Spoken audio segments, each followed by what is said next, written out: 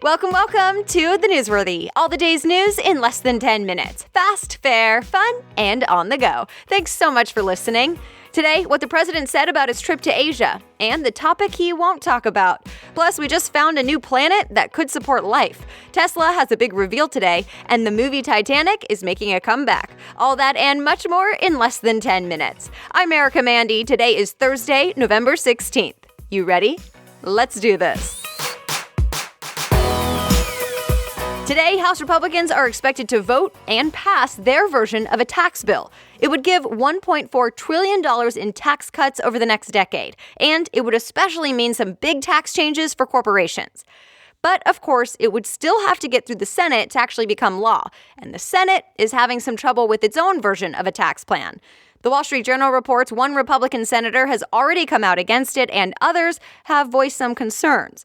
Remember, we talked yesterday about the details of the Senate's latest version of that tax bill, so we'll see if they can work it out, and the process continues. America is back. That's what the president said in a speech yesterday after he got back from his 12-day tour around Asia. Earlier this week, he did promise a major statement, but there were really no surprises. Fox News reports President Trump described his 3 goals on the trip: unite the world against North Korea, improve alliances, and insist on fair trade. And he called the trip a success. But CNN reports critics didn't think he took enough action, that there was no immediate progress to stop North Korea's nuclear program. During the speech, reporters also wanted to know his take on the accusations against Senate candidate Roy Moore, but the president avoided saying anything about it, which brings me to the next story. 4 more women are accusing Roy Moore of sexual misconduct, and at the same time, his attorney is now publicly defending him.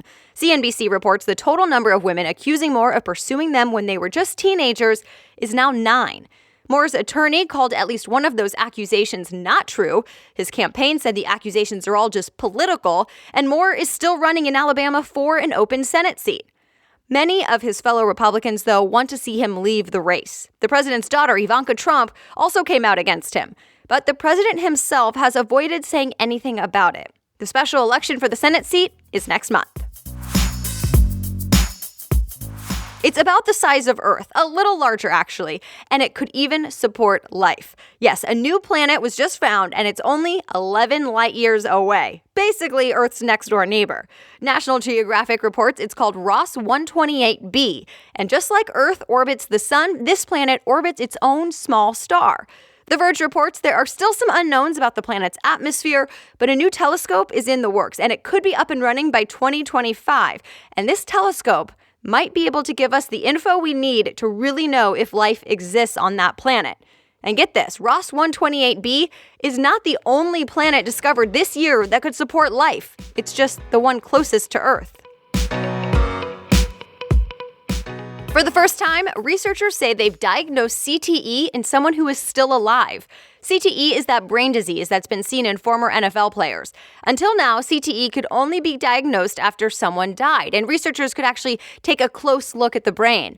But now ABC News reports scans of 14 former NFL players showed their brains have a certain type of protein that likely means they have the disease. And unfortunately, one of those 14 died. Researchers were able to confirm their findings. All right, other things people may be talking about today: the apology and the thank you from 3 UCLA basketball players who got arrested in China. ESPN reports they admitted to shoplifting and they apologized. They called it a very bad decision. They also thanked President Trump and the U.S. government for helping them out since they are now back in the U.S. President Trump apparently talked to the president of China about the players while he was already in Asia earlier this week. And after that, the players were let go. All 3 are suspended from the UCLA team indefinitely. The coach said they'll have to earn their way back. If you had problems with your cell phone yesterday, there's a reason for it. There was apparently an issue for AT&T wireless customers. They weren't able to call out or get calls on their cell phones. So yeah, kind of a problem. AT&T says restarting your cell phone should fix the issue. Forever 21 shoppers, check your credit card accounts. The clothing store just said it may have been hacked. CNET reports there aren't a lot of details at this point, but here's what we do know. It could affect credit cards used at the store between March and October of this year. And the hack apparently happened because some of the machines used weren't secure. Today, expect a big reveal of a Tesla SemiTruck, an electric SemiTruck.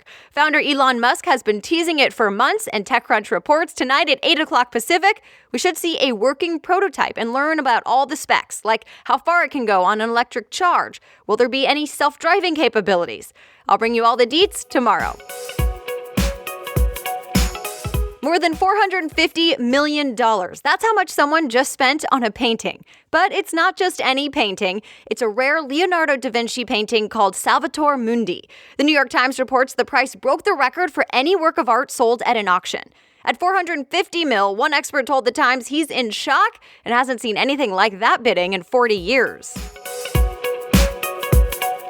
Titanic, the movie, is having a comeback. E! News reports it'll be back in theaters for just 1 week, starting December 1st. In some locations, you can even see it in 3D for the first time. It's to celebrate the movie's 20th anniversary because, yes, the movie was first released 20 years ago in December of 1997.